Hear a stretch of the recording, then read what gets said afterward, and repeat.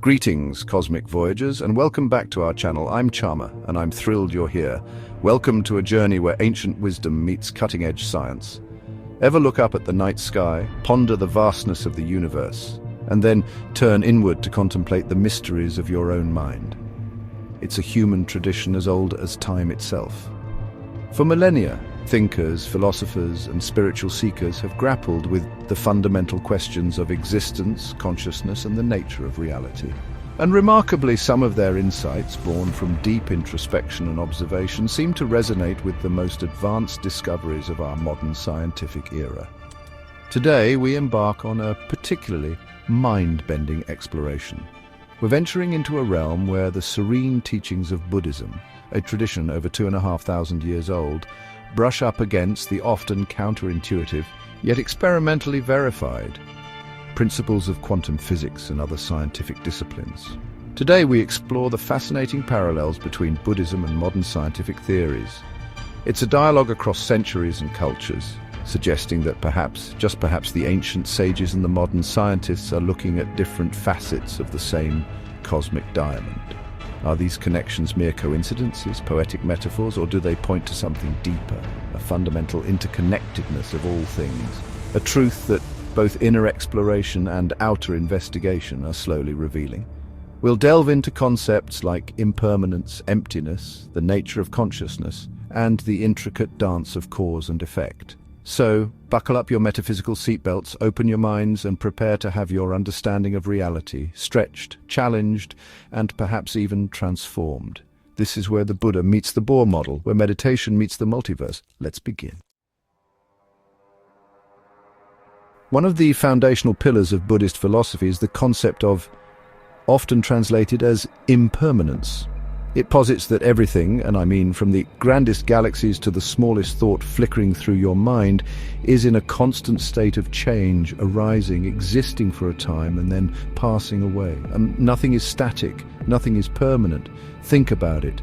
Mountains erode, stars are born and die, relationships evolve. Even our own bodies are in a perpetual state of renewal and decay. The Buddha taught that understanding and accepting this universal flux is key to alleviating suffering, because suffering often arises from our attachment to things we mistakenly believe are permanent. Now, let's shift our gaze to the quantum realm, the very bedrock of physical reality as we currently understand it. What do we find? A universe that is anything but static. Quantum physics describes a world of ceaseless activity, a bubbling, seething ferment of energy and particles. Electrons don't just sit still, they exist in probability clouds, their positions and momentums inherently uncertain. Particles pop in and out of existence in the quantum foam. Fields like the electromagnetic field permeate all of space, constantly fluctuating. The idea of a solid, unchanging thing dissolves at this fundamental level, replaced by a dynamic interplay of probabilities and interactions. It's a universe that is, in its very essence, impermanent, a cosmic dance of creation and annihilation, strikingly similar to the ancient wisdom of Anicca.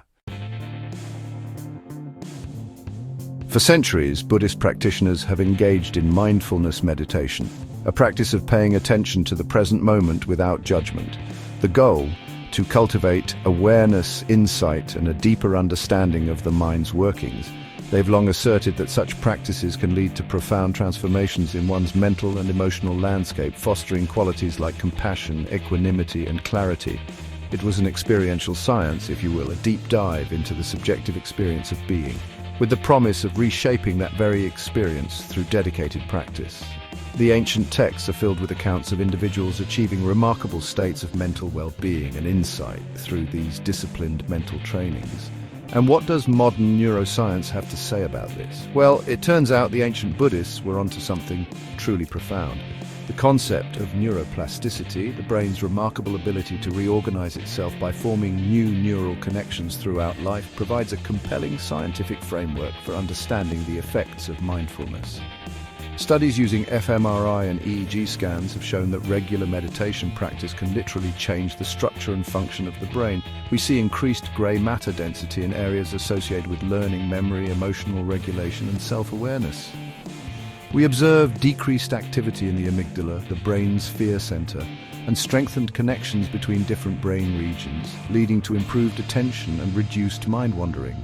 It's as if the focused attention of mindfulness acts like a sculptor, chiseling away at unhelpful neural pathways and reinforcing beneficial ones. This next concept, or emptiness, is perhaps one of the most subtle and profound in Buddhist philosophy.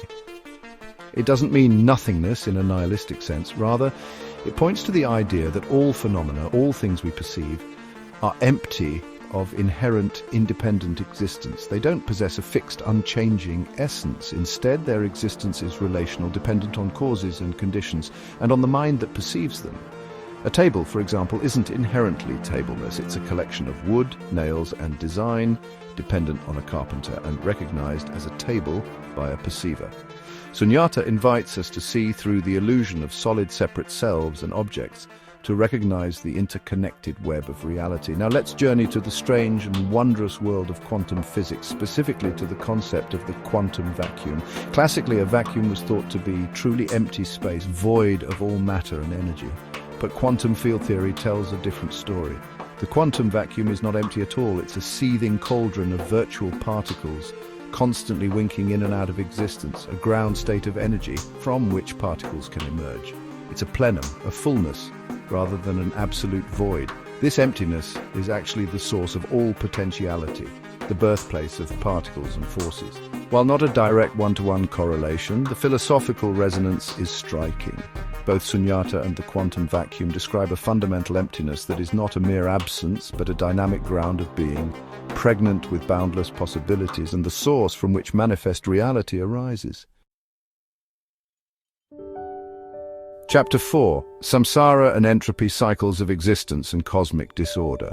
In Buddhist thought, refers to the continuous cycle of birth, death and rebirth, a cycle driven by ignorance, attachment and aversion, leading to suffering, or it's often depicted as a wheel, the Bhavacakra, illustrating the realms of existence and the processes that keep beings trapped within this repetitive pattern. The aim of Buddhist practice is to break free from samsara to attain nirvana, a state of liberation from this endless cycling. Samsara isn't just about individual rebirth. It can also be seen as a metaphor for the cyclical nature of all conditioned phenomena, the endless arising and passing away that characterizes existence until one sees reality clearly. Now let's turn our attention to a cornerstone of thermodynamics, the concept of entropy. The second law of thermodynamics states that the total entropy or disorder of an isolated system can only increase over time or remain constant. It never decreases. Essentially, things tend to move from order to disorder. Stars burn out, structures decay, energy disperses. While entropy describes a universal tendency towards disorganization and the eventual heat death of the universe in some cosmological models, and samsara describes a cycle of suffering and rebirth driven by specific mental factors, there's an interesting conceptual parallel in their depiction of ongoing, often challenging processes. Samsara is a cycle one seeks to escape due to its inherent suffering, while entropy represents an inexorable physical process. Could the suffering of samsara be seen in a very broad metaphorical sense as the universe's inherent tendency towards less organized states? A kind of cosmic friction we experience until liberation or ultimate equilibrium. Chapter 5. Karma and Cosmic Causality, Actions, Reactions, and Interconnected Fates. The principle of is central to Buddhist ethics and cosmology. It literally means action and refers to the law of cause and effect, where intentional actions, physical, verbal, or mental, create consequence for the actor in this life or future lives. Good actions lead to happiness and favorable rebirths, while harmful actions lead to suffering and unfavorable rebirths. It's not a system of reward and punishment meted out by a divine judge, but rather an impersonal, natural law like gravity. Every volitional act plants a seed, and that seed will eventually ripen into an experience. Karma underscores the profound responsibility we have for our intentions and actions as they shape our present and future reality. How might this connect with modern scientific understanding of cause and effect? Science at its core is the study of causality. From Newton's laws of motion, for every action there is an equal and opposite reaction to the intricate biochemical pathways in our cells. Science seeks to understand how A leads to B. While science doesn't typically deal with moral intentions leading to specific future life outcomes, the fundamental principle of actions having consequences is universal. Some theoretical physics concepts like causal loop diagrams in general relativity or Wheeler's participatory universe hint at more complex, interconnected causal networks where past, present, and future might not be as linearly distinct as we perceive. Could karma be an ancient articulation of an incredibly complex system of interconnected causality, where our mental states and intentions are potent causal factors in the unfolding fabric of reality, influencing not just our immediate environment, but the very trajectory of our conscious experience through time? Chapter 6. Bhavana and Brainwaves, Tuning into Frequencies of Awareness, is the Pali and Sanskrit word for meditation, literally meaning mental culture or mental development. It encompasses a wide range of practices, including samatha, tranquility, meditation, which aims to calm the mind and develop concentration, and vipassana, insight meditation, which aims to develop direct understanding of reality. For millennia, practitioners have reported entering profound states of consciousness during bhavana, characterized by deep calm, heightened awareness, bliss, and transformative insights. These weren't just vague feelings. They were described with a certain precision, hinting at distinct, replicable states of mind accessible through disciplined training. In recent decades, neuroscience has gained the tools to peek into the meditating brain, primarily through electroencephalography, or EEG, which measures electrical activity in the brain, our brainwaves. And the findings are fascinating. Different meditative states are associated with distinct brainwave patterns. For example, deep meditation often shows an increase in alpha waves associated with relaxed wakefulness, and theta waves linked to deep relaxation, intuition, and the subconscious mind. Experienced meditators can even produce gamma waves, which are associated with high-level information processing, insight, and states of peak experience. It's as if meditation allows individuals to consciously tune their brain's frequency, shifting from the often chaotic beta waves of normal waking consciousness to more coherent and harmonious states, potentially providing a neurophysiological basis for the profound spiritual awareness reported by meditators for centuries. Chapter 7. The 5 Aggregates and Cognitive Science, Deconstructing the Self. Buddhism offers a fascinating model for understanding the nature of our perceived self through the concept of the 5 aggregates. These are form, which is our physical body and the material world; feeling, the pleasant, unpleasant, or neutral sensations that arise from contact; perception, the process of recognizing and labeling experiences; mental formations, which include our thoughts, intentions, biases, and volitional activities; and consciousness, the basic awareness of an object. The Buddhist teaching is that what we call a self or I is merely a conventional designation for this ever-changing collection of these 5 aggregates, none of which, individually or collectively, constitutes a permanent, independent soul or self. Now, consider modern cognitive science and neuroscience. When scientists try to locate a central self in the brain, they come up empty-handed. Instead, they find a distributed network of processes.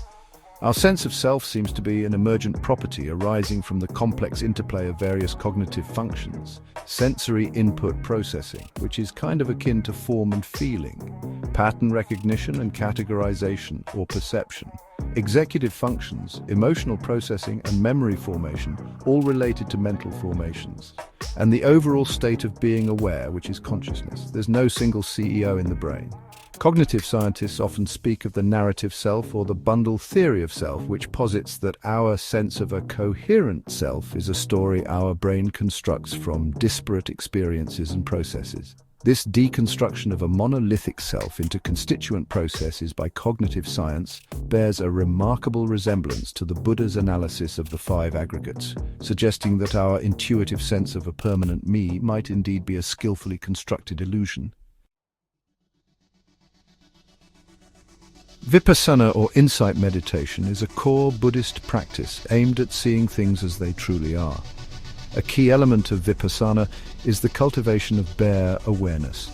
observing one's own bodily sensations, thoughts and emotions as they arise and pass away, without judgment, without interference, simply watching. The practitioner becomes a detached observer of their own internal landscape. The idea is that through this sustained, impartial observation, one gains insight into the impermanent, unsatisfactory and selfless nature of all phenomena, including the mind itself. The very act of observing with clarity and equanimity is said to transform one's understanding.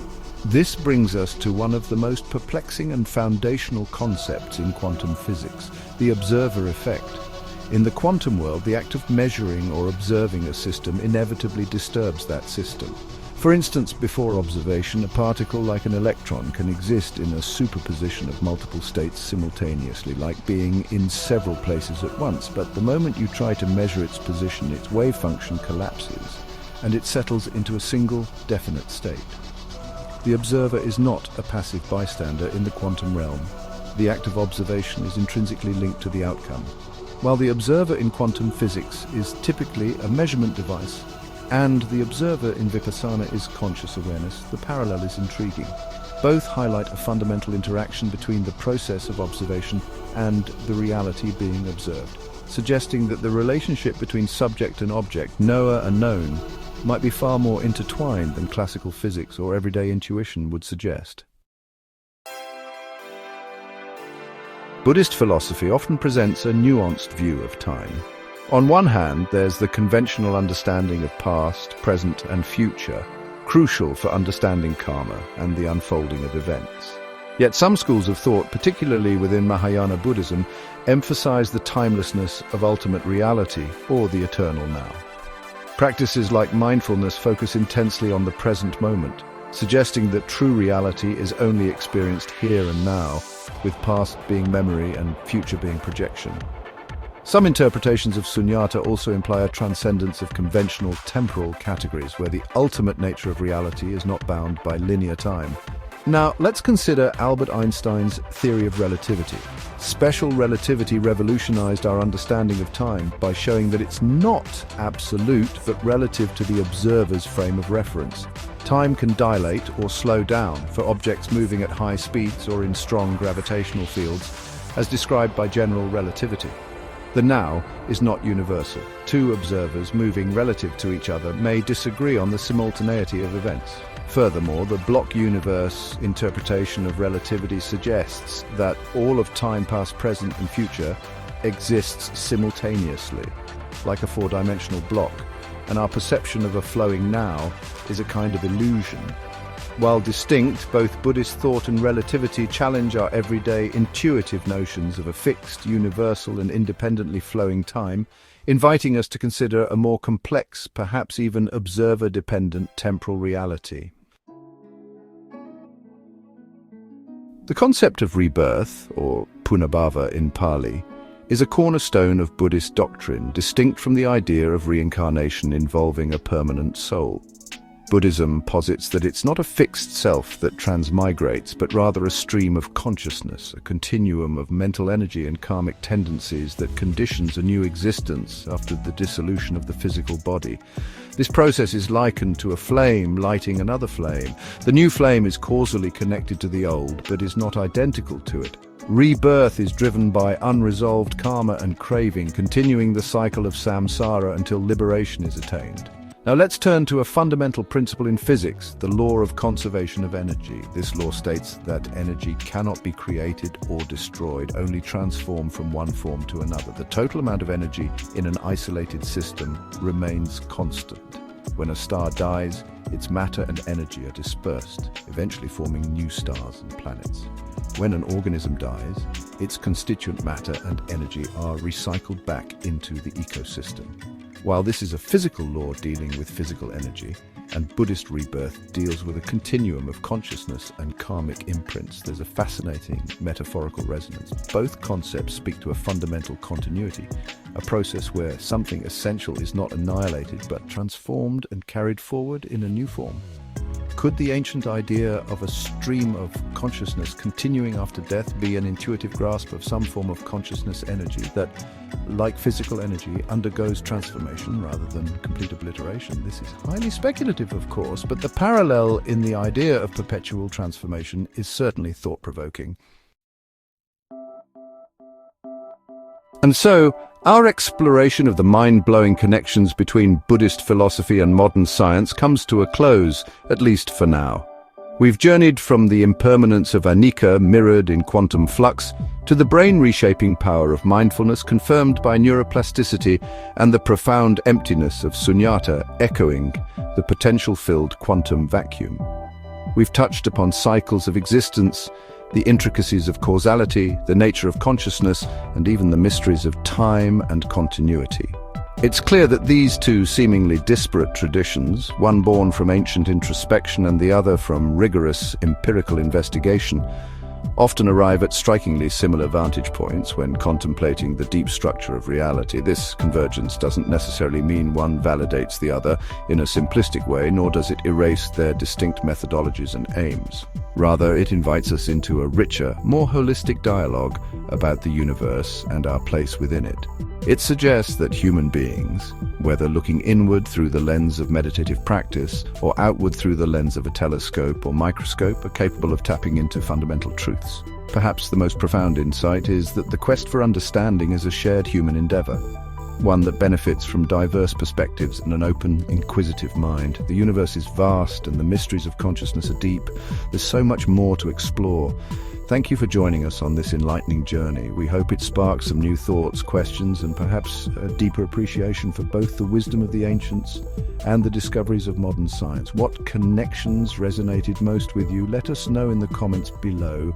Don't forget to like, share, and subscribe for more fascinating insights as we continue to explore the cosmos, both within and without. Until next time, keep looking up and keep looking in.